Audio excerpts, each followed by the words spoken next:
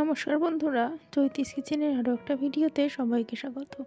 তো আজকে বানাবো হচ্ছে মেটে আলুর দম। তো এই যে মেটে আলুটা এখন কিন্তু বাজারে শীতের অন্যান্য সবজির সাথে সাথে মেটে আলুও পাওয়া যায়। বাজারে একটু খোঁজ করে দেখলেই কিন্তু পাবেন এই মেটে আলুটা।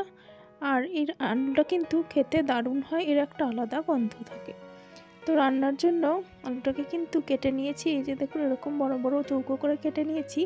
আর আলুগুলোকে আমি 50% মতন সেদ্ধ করে নিয়েছি, আর কেটে নিয়েছি বড় বড় করে নতুন আলু। তো এই দিয়েই রান্নাটা করব। রান্নার জন্য গ্যাসে কড়াই বসিয়ে দিয়ে দিচ্ছি পরিমাণ মতন সাদা তেল। তেলটা বেশ ভালো মতন গরম হয়ে গেলে ফোড়ন দিয়ে দিলাম গোটা জিরে। খুব সহজেই কিন্তু এই রান্নাটা করে ফেলা যায়, আর খেতেও হয় দারুণ। তো ফোড়নটা রেডি হয়ে যাওয়ার পর এখন সেদ্ধ করে রাখা মেটে আলু আর আলুর টুকরোগুলো আমি দিয়ে দিলাম। তো আলুটা কিন্তু 50% সেদ্ধ করে না নিলে পরে রান্নার সময় সেদ্ধ হতে কিন্তু খুবই সময় লাগবে, আর সেক্ষেত্রে কিন্তু সেটা খেতেও ভালো লাগবে না। তো সেই জন্য আমি আলুগুলোকে 50% মতন সেদ্ধ করে নিই। আবার পুরোপুরি সেদ্ধ করে নিলে এই আলুগুলো কিন্তু এতটাই গলে যাবে যে সেক্ষেত্রে রান্নাটা ভালো করে করাই যাবে না। আর এবারে এই আলু আর মেটে আলুটা দিয়ে অল্প একটু হলুদ দিয়ে দিলাম, কারণ যেহেতু এই আলুগুলো সেদ্ধ করাই আছে, তো সেই জন্য হলুদটা দিয়ে দিলে ভাজাটা ভালো হবে। তো হলুদটা দিয়ে এবার কিছুক্ষণ ভেজে নেব।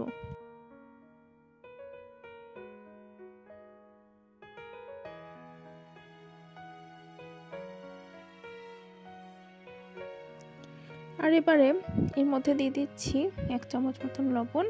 লবণটা যে যার আন্দাজ মতনই দিতে পারেন। লবণটা দিয়ে আবার ভালো করে ভেজে নেব। লবণটা দিয়ে দিলাম যাতে আলু আর মেটে আলুটার মধ্যে লবণটা ঢুকতে পারে, তবেই কিন্তু স্বাদটা ভালো আসবে।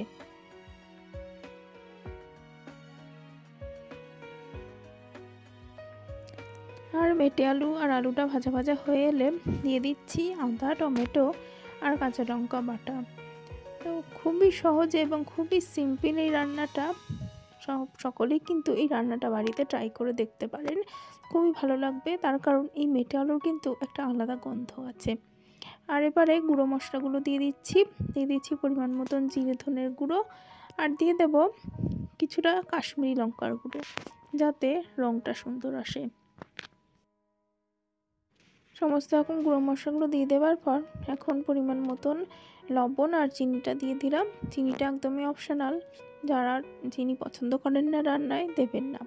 তো আমি স্বাদটাকে ব্যালেন্স করার জন্য একটু চিনি দিয়ে দিলাম। দিয়ে এবার মশলাটা কিন্তু ভালোভাবে কষিয়ে নেব। তো দেখুন এই মেটে আলুগুলো কিন্তু পুরোপুরি সেদ্ধ করে নিলে এইভাবে কিন্তু মশলা কষানো যায় না, আর সেক্ষেত্রে রান্নাটা খুব একটা ভালো হয় না। সেই জন্য আলুগুলো এমনভাবে সেদ্ধ করতে হবে যাতে আলুগুলো পুরোপুরি সেদ্ধও না হয়, আবার একেবারে শক্তও যেন না থাকে।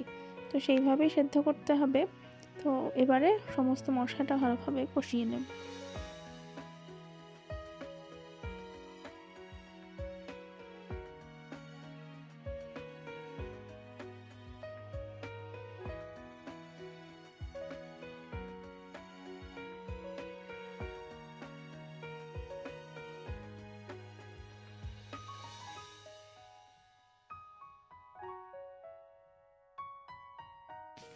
আর এদিকে মশলাটা কিন্তু খুব ভালোভাবে আমার কষানো হয়ে গেছে। এখন দিয়ে দিচ্ছি পরিমাণ মতন জল। জলটা দিয়ে ভালোভাবে মিশিয়ে নিচ্ছি। যে যেরকম মানে সবজি নেবেন সেই অনুযায়ী জল দেবেন। জলটা দিয়ে এবার ভালো করে কিন্তু ফুটিয়ে নেব যাতে আলু সেদ্ধ হয়ে যায়। আর এদিকে ঝোলটা ভালোভাবে ফুটে গেছে।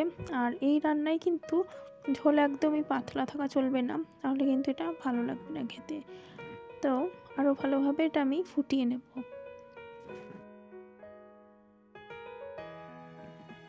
আর ঝোলটা ফুটে বেশ ঘন হয়ে এসেছে। এই সময় দিয়ে দিচ্ছি গরম মশলার গুঁড়ো। গরম মশলার গুঁড়োটা ভালোভাবে মিশিয়ে নিচ্ছি। এখানে দেখে কিন্তু ঝোল ঝোল মনে হচ্ছে, আসলে কিন্তু ঝোলটা অনেকটাই গাঢ় হয়ে গেছিলো। তো সমস্ত গরম মশলার গুঁড়োটা ভালোভাবে মিশিয়ে তারপরে কিন্তু নামিয়ে নেব।